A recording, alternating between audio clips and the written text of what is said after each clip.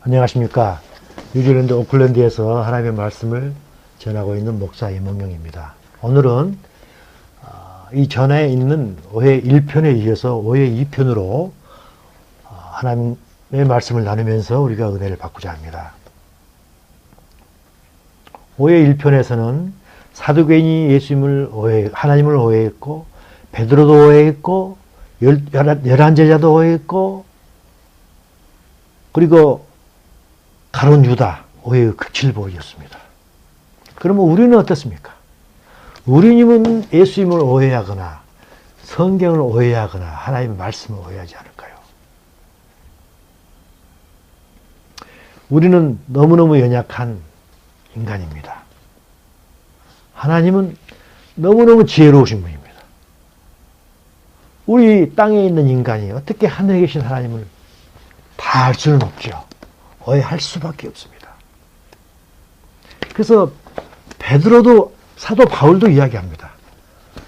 고린도전서 13장에서 이야기를 하죠.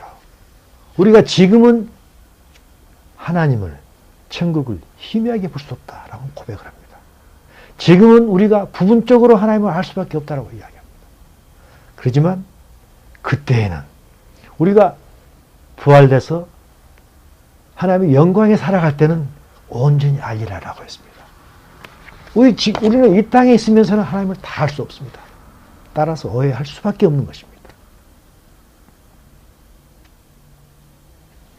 하나님께서는 천지 창조를 하실 때 지구를 만드셨습니다.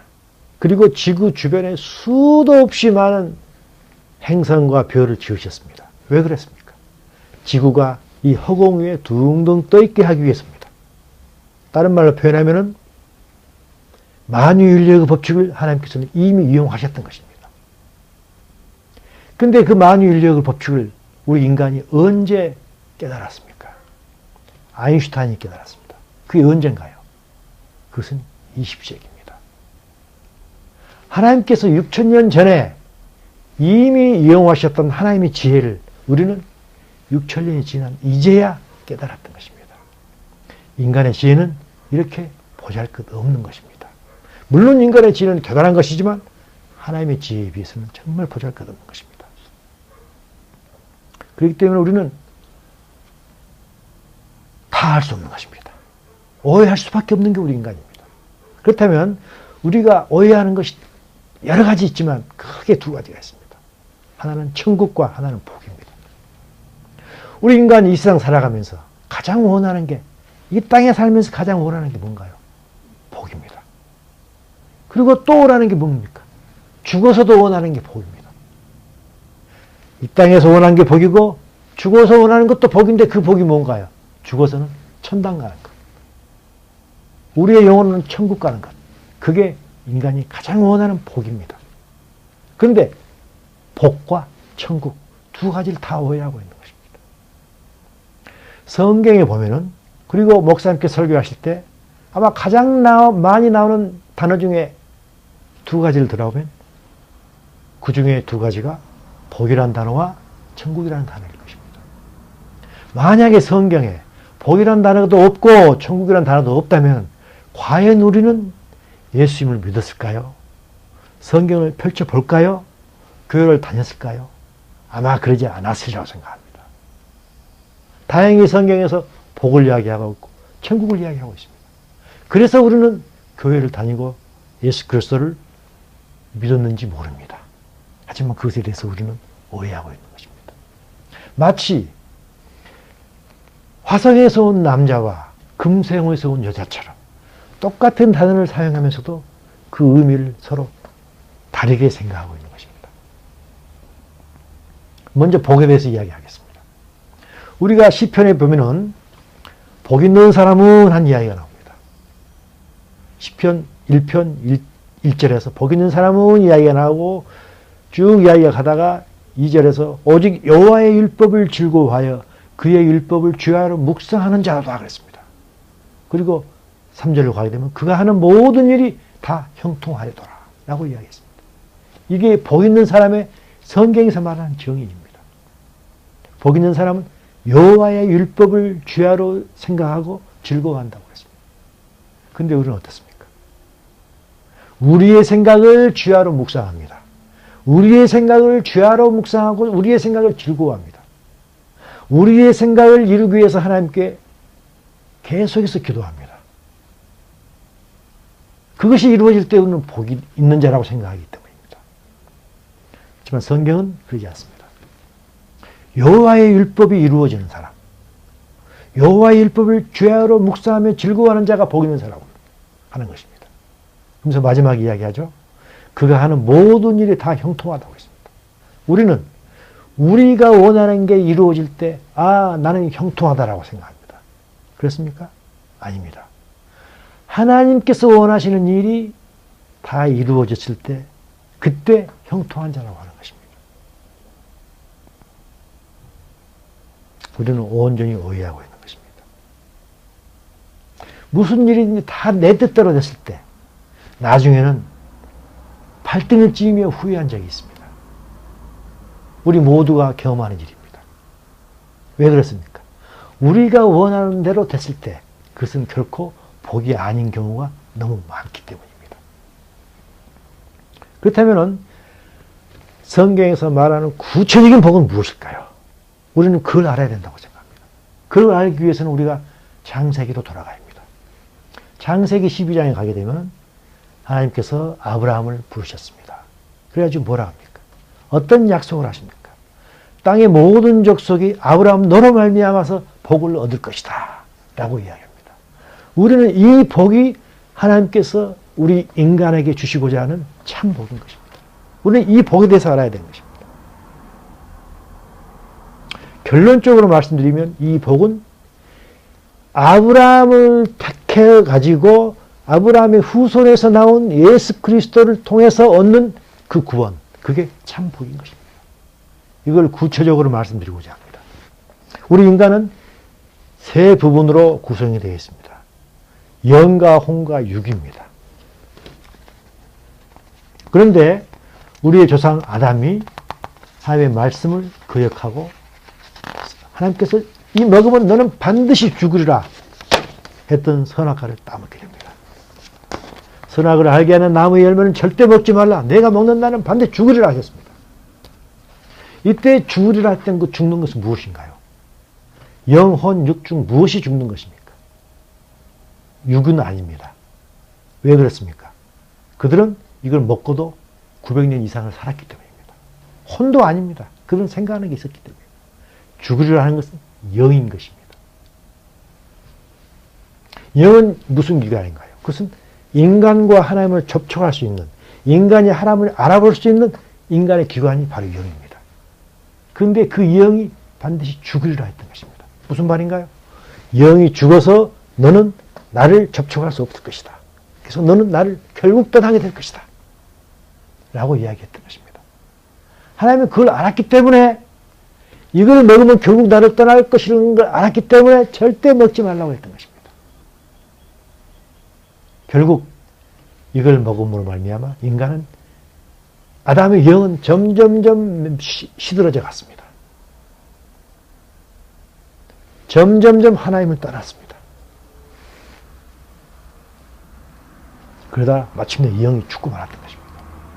그 영이 언제 죽었습니까?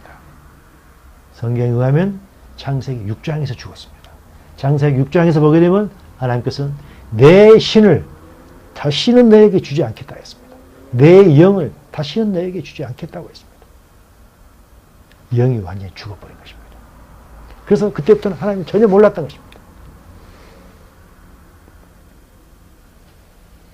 그런데 그 영을 살리신 것입니다.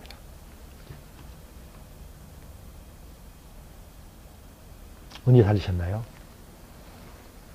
에베소서 2장 1절을 보면 알 수가 있습니다. 허물과 죄로 죽었던 너희를 살리셨다고 했습니다. 우리가 허물과 죄가 있다 해서 우리 육체 죽는 거 아니라고 이야기했지 않습니까? 우리가 어떤 죄를 지어도 금방 죽지 않지 않습니까? 죽었던 것은 영이었던 것입니다. 그 죽었던 영, 아담과 하와의 죄로 인해서 죽었던 영이 이제는 예수님께서 십자가에 돌아가심으로 말미암아 우리는 그 사실을 믿을 때 죽었던 영이 다시 살아난 것입니다. 하나님께서 예수 그리스도를 죽은 자 가운데 살리셨습니다. 그 살리신 능력으로 우리의 영을 다시 살리신 것입니다. 이게 첫째로 예수 그리스도를 통해서 받는 우리의 복인 것입니다. 그 다음에 우리의 혼은 어떻습니까? 우리의 영이 예수 그리스도로 하나님을 떠남으로 말미암아 우리의 혼은 점점 썩어집니다. 부패해졌던 것입니다. 왜 그랬습니까? 하나님의 생명에서 떠났습니다. 하나님의 생명에서 떠났기 때문에 센시티비티, 어떤 뭘 감각이 사라져버린 것입니다. 선악을 구별하는 감각이 사라집니다. 에베소서에 있는 이야기죠. 그래서 우리는 점점 부패한 일을 하게 됩니다. 우리의 혼이 점점 썩어지는 것입니다. 그걸 구체적으로 사도 바울이 골로새서를 통해서 이야기하고 있죠. 우리의 혼이 음란하게 됐고 부정과 사욕과 악한 정욕과 탐심으로 변해버렸던 것입니다. 원래 우리의 인간의 혼은 하나님의 혼을 닮았습니다. 그래서 성령의 9가지 열매를 계속 맺으며 살아갈 수 있도록 하나님께서 우리를 만드셨던 것입니다. 이 성령의 9가지를 맺으며 살아갈 수 있었던 우리의 혼이 이제는 온통 썩어버린 것입니다. 비참해진 존재로 변해버린 것입니다. 심한 병, 심각한 병이 걸렸던 것입니다. 그런데 예수님께서 오셔가지고 우리의 혼을 다시 낫게 하신 것입니다. 우리의 혼을 고쳐주신 것입니다. 그분께서 채찍에 맞음으로 너희가 고침을 받았나니, 고침은 우리의 혼을 이야기하고 있는 것입니다. 너희가 전에는 길리는 양 같았지만 지금은 너희 혼입니다. 너희 혼의 목자여 감독 되신 분에게로 돌아왔느니라. 우리가 혼의 감독과 목자가 되신 예수님께 돌아옴으로 말미암아 우리의 혼이, 깊은 병에 들었던 그 혼이 점점점 나아지고 있는 것입니다. 소위 말해서 성화되고 있는 것입니다. 그래서 우리의 영이, 죽었던 영이 살아났죠. 심각한 병에 걸려서 썩을 대로 썩고 부패했던 우리의 혼이 점점 하나님을 닮는 모습으로 닮아가게 됩니다. 이게 두 번째입니다. 나머지는 뭔가요? 우리의 육체입니다.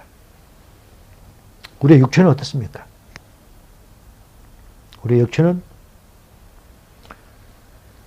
하나님의 거룩한 형상을 닮았던 우리의 혼을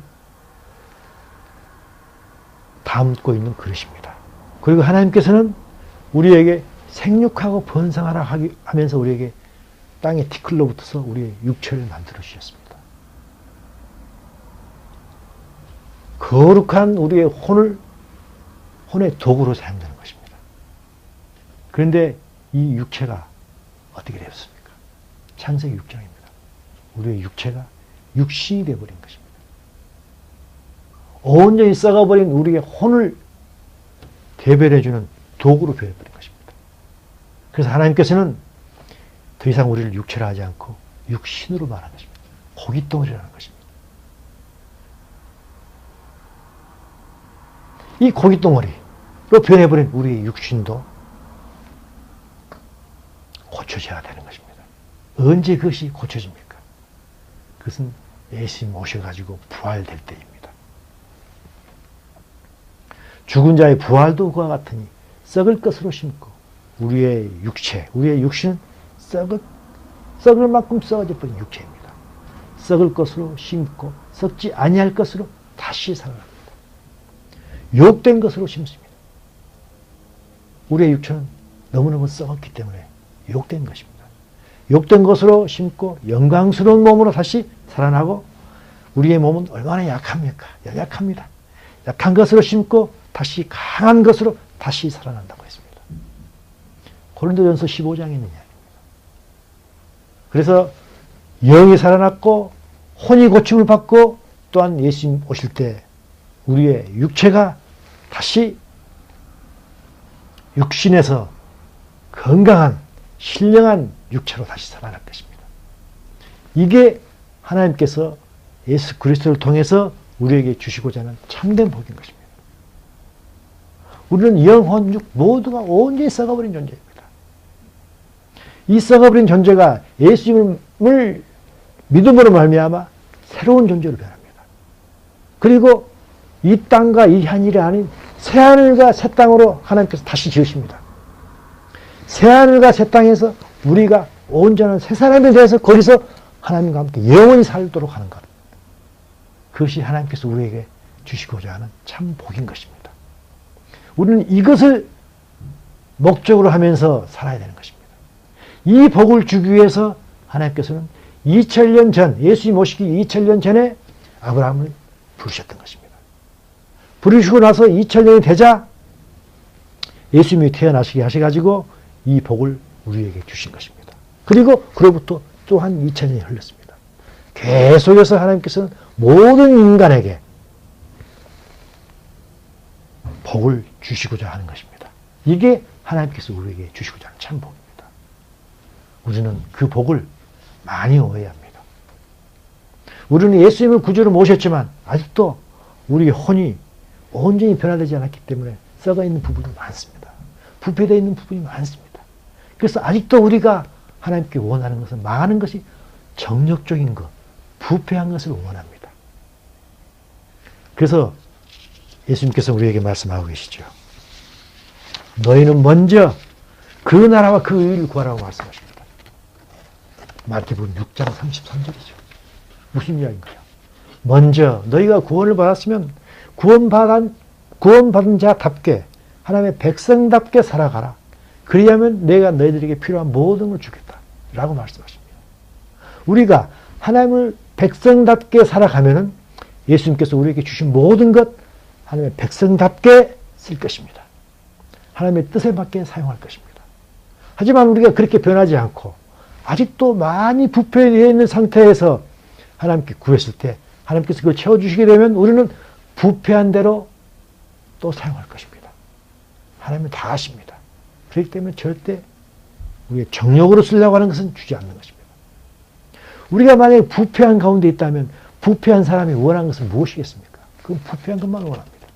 하나님은 다 아시는 것입니다.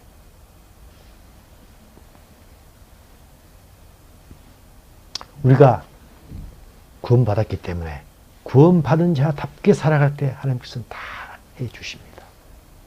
우리는 이 세상 살아가면서 기적을 원합니다. 무언가 필요하기 때문에 기적을 원하는 건 어느 누구나 예수 그리스도를 믿든 안 믿든 마찬가지입니다. 그 기적이 언제 일어날까요? 우리가 하나님의 말씀에 온전히 순종하고자 할 때 그런 순종하고자 하는 마음이 있으면 예수님께서 하나님께서 반드시 우리에게 기적을 베풀어 주십니다. 왜 그렇습니까? 우리가 자기의 말을 온전하게 순종하려는 그런 마음이 있기 때문입니다. 다른 말씀 드리면 성령께 순종할 때, 성령 하나님께 순종할 때 하나님께서는 반드시 우리가 원하는 것, 우리에게 필요한 것 다 해주십니다. 기적을 원하시면 성령께 순종하십시오. 성령께 순종하는 게 기적을 일으키는 기름이 되고 기적을 일으키는 원동력이 되는 것입니다. 또 하나가 있습니다. 우리가 오해하는 것 또 하나 있습니다. 천국입니다. 우리가 사는 이 세상은 매우 살기 어려운 세상입니다. 아담과 하와가 죄를 지었기 때문입니다. 창세기 3장에서 말씀하시죠. 땅은 너로 말미암아 저주를 받고 너는 내 평생에 수고하여야 그 소산을 먹으리라고 했습니다. 아담은 우리 인간을 대표합니다. 그렇기 때문에 우리는 이 세상 살아가면서 피땀 흘려서 고생할 때 비로소 우리는 새끼 밥을 먹습니다. 1+1이 2만 되면 얼마나 좋습니까? 1+1이 0도 되고 심지어는 마이너스도 된다는 건 다 알고 있는 사실 아닙니까? 얼마나 살기 힘든 게 우리의 인생입니까? 그렇기 때문에 우리는 모두 이 세상 살면서는 힘들더라도 죽어서는 천당 가겠다라고 생각합니다. 천국 가기를 그렇게 원하는 것입니다. 천국은 좋은 곳이기 때문입니다. 하지만 천국의 개념이 무엇이 천국의 개념인가요? 천국의 개념은 하나님의 통치가 이루어지는 게 천국입니다. 하나님의 통치만이 이루어지는 게 천국인 것입니다. 따라서 천국에 갈 사람은 이 땅에 살면서 하나님의 통치를 즐거워하는 자입니다. 다른 말로 바꾸면 이 땅에 살면서 성령 하나님께 순종하는 자입니다. 성령 하나님께 순종하는데 훈련이 잘 된 사람이 천국에 가는 것입니다. 하늘나라에 가는 것입니다. 만약에 성령 하나님께 순종하는 것을 기쁨으로 생각하지 아니하고 훈련이 잘 안 된 사람이 천국에 갔다면 그는 천국에서 제 발로 걸어 나올 것입니다. 왜냐하면 거기서는 하나님의 통치만 이루어지고 있기 때문이다. 근데 우리는 하나님의 통치가 훈련이 안 되어 있습니다. 그러면 당연히 아무리 천국이 좋다 할지라도 훈련이 되어 있지 않기 때문에 제 발로 걸어 나올 수밖에 없는 것입니다. 그렇지만 예를 들어서 훈련이 안 된 사람이 천국이 좋다고 계속해서 거기에 자리 깔고 웅크려 앉아있다면 어떻게 될까요? 마태복음에서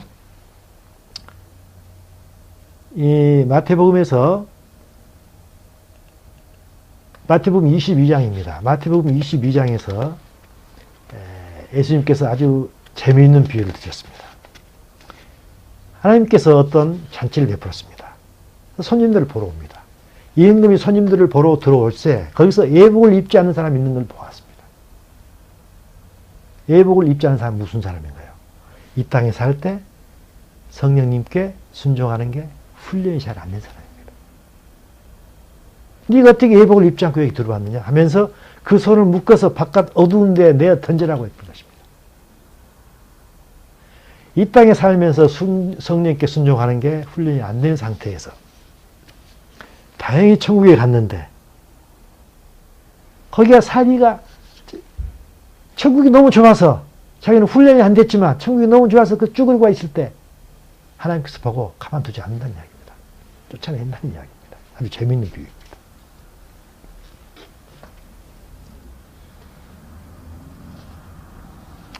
이 땅에 살면서 누가 우리를 이래라 저래라 하나님의 통치를 말씀하십니까? 그것은 성령님께서 우리에게 말씀하고 계십니다. 성령님께서 우리에게 모든 것을 가르치십니다. 이렇게 해라 저렇게 해라 가르치시고 성령님께서 성경에 나와 있는 하나님의 말씀을 생각나게 하십니다. 그래서 계속해서 우리에게 이렇게 저렇게 하고 우리를 인도하고 계시는 것입니다.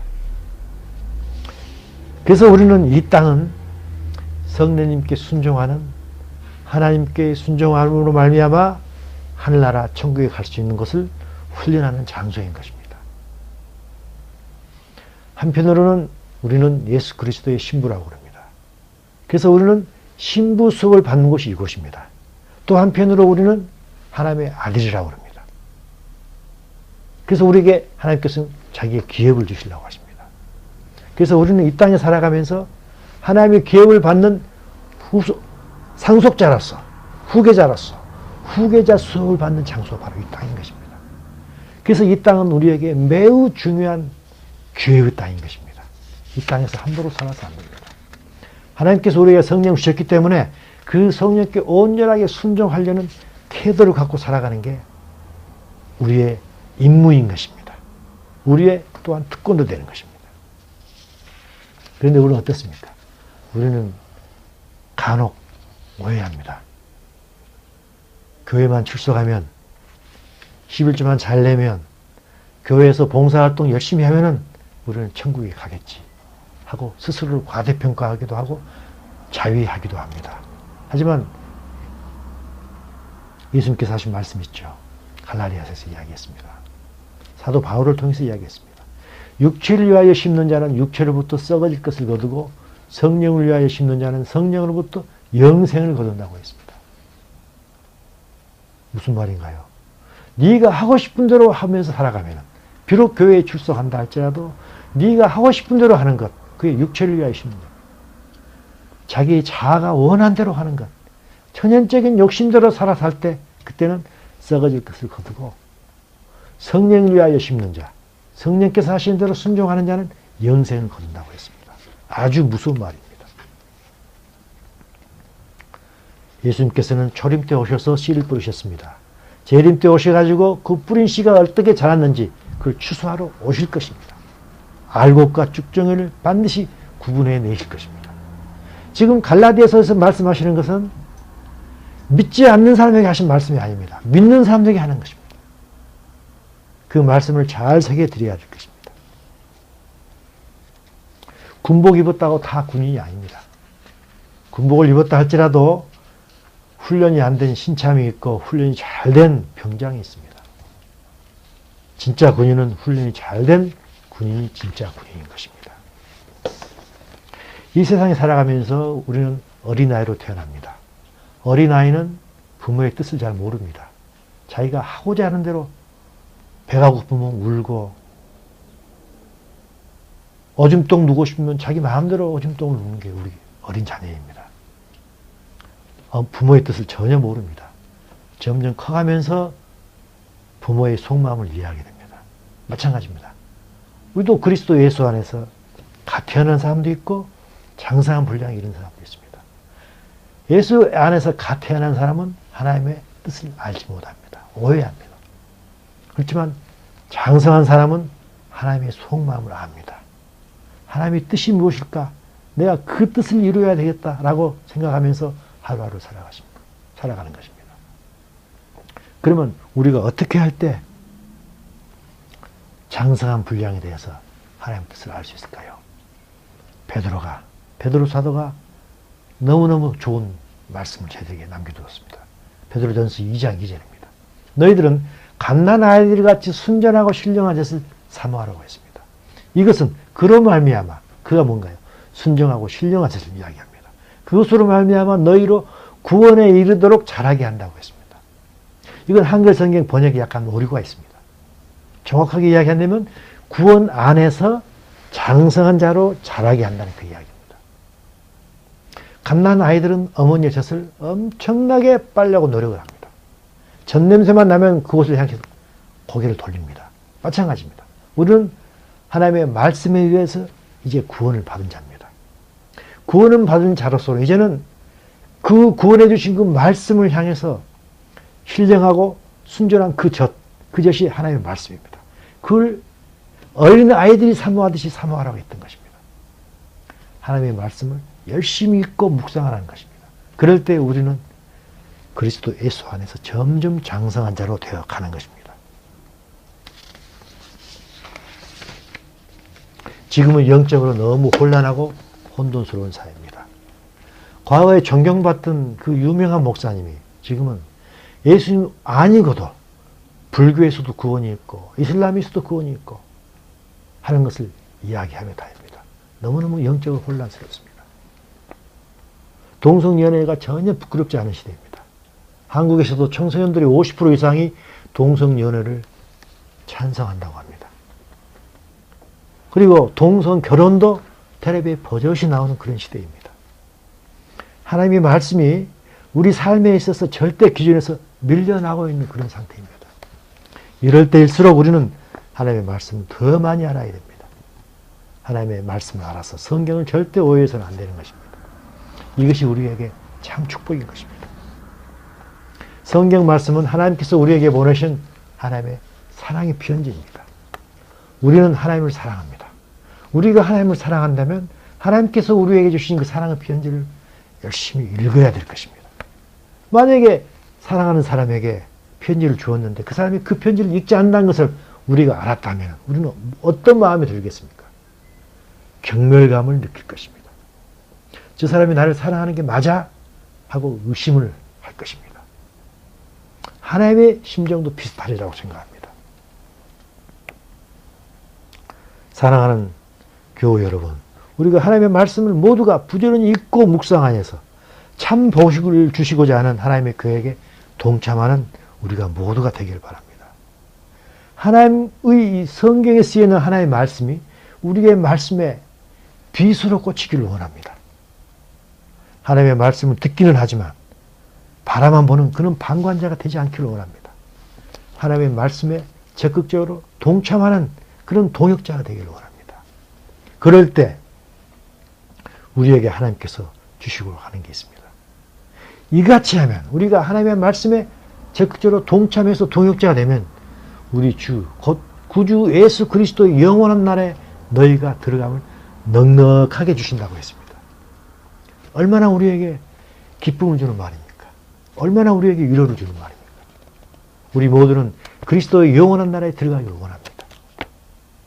하나님께서는 하나님의 말씀을 듣기만 하고 방관하는 자를 악하고 게으른 종이라고 하십니다. 반대로 하나님의 말씀을 듣고 적극적으로 동참하는 사람을 동역자라고 부르시며 그를 착하고 충성된 종이라고 합니다. 결정은 우리가 합니다. 여러분들은 어느 쪽을 택하시겠습니까? 이 결정은 모두 우리의 손에